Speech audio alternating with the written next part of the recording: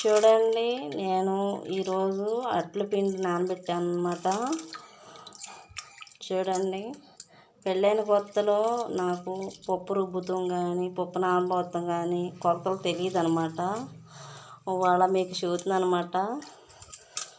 నా ఇబ్బంది నాకు తెలుసు కాబట్టి మీకు చూపిస్తున్నాను ఎలా పోసుకోవాలో ఏంటో అనేది. కొత్తగా పెళ్ళైన వాళ్ళకి బాగా యూజ్ అవుతుందండి. చూడండి ఈ డబ్బాతో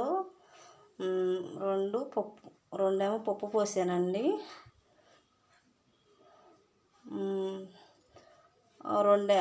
మూడేమో బియ్యం పోసాను.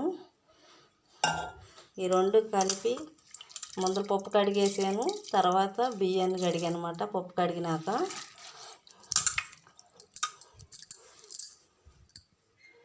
ఇప్పుడు గ్రైండర్ వేద్దాం.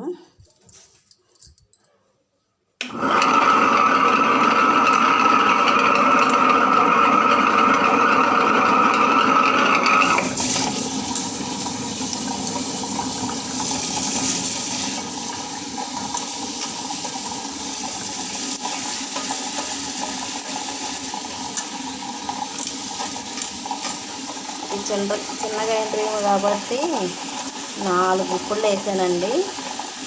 చూడండి ఎలా నలుగుతుందో. చూడండి వాటర్ పోసుకోవాలన్నమాట.